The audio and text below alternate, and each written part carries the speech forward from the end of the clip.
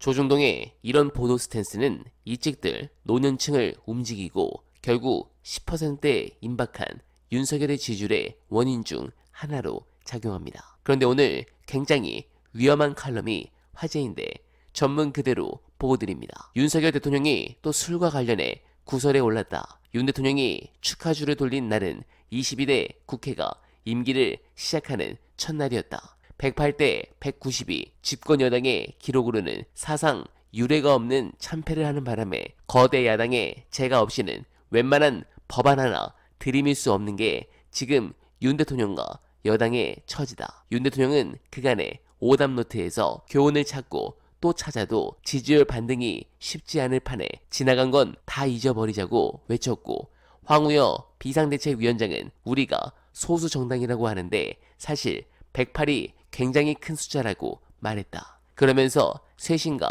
반성은 온데간데 없이 사라지고 똘똘과 단결구호만 난무했다. 차라리 술은 시간이 지나면 저절로 깨기라도 한다. 그보다 더한 미몽에 취해 정신이 혼미한 듯한 윤 대통령과 여당은 언제나 깨어날까? 네, 아주 재밌습니다. 이렇게 정권이 무너지는 소리가 들리는 중에 또 중요한 소식이 있죠. 영상 보시고 이어가 보겠습니다. 지금 최장면 사건이 얼마나 황당하게 처리되고 있는지 드러내는 두 상징적인 인물이 해병대 수사단 단장 박정훈 대령. 이분은 법대로 했더니 항명죄로 재판을 받고 있죠. 또 한 사람이 자신에게 도덕적 법적 책임이 있다고 말하는 현장 지휘관 포칠 대대장입니다. 수중수색 위험성을 가장 적극적으로 알리고 책임도 지겠다고 말한 현장 지휘관만 처벌받게 생긴 거예요. 왜냐하면 해병대나 국방부나 대통령실이나 전부 사단장 편을 들고 있는 거거든요. 더구나 대통령이 수사 자료가 경찰에 접수되는 날 국방장관 3번이나 통화하고, 물론 이 통화 내용은 이 사건과 관련 없다고 지금 말하고 있어요. 근데 저희가 여론조사를 해보니까 한 70% 국민이 안 믿습니다. 그 통화 내용은 최장면 사건과 관련이 있을 것이라고 생각하는 사람은 70%고 관련 없을 거라고 69.9%예요. 70%죠. 관련 없을 거라고 생각하는 사람이 한 15%밖에 안 돼요. 국민의힘 지지층도 절반 이상이 관련이 있을 거라고 생각합니다. 바보가 아니면 다들 그렇게 생각하죠.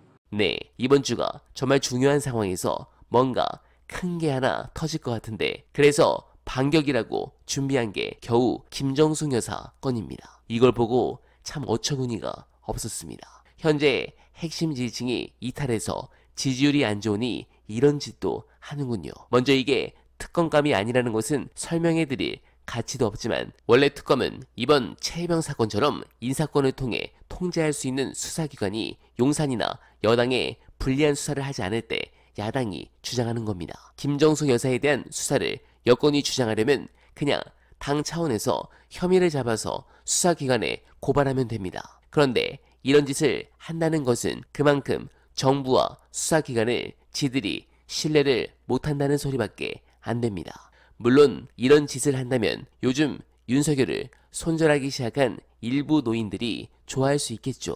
그러나 김건희를 노출시키면서 더 비교하도록 만들어 훨씬 손해입니다. 만약 진짜 민주당이 특검 받아버리면 어떻게 감당하려고 합니까? 웃기는 자들입니다. 더는 민주당이 이런 수준 낮은 애들하고 협상이나 타협하지 않기를 바랍니다. 이번 주 원구성 협의가 잘 안된다면 법대로 18개 상임위 모두를 확보하길 희망합니다. 그래서 무너진 지지층의 사기를 꼭 끌어올려 주시길 부탁드리며 이번 영상은 여기서 인사드리겠습니다. 여러분 고맙습니다.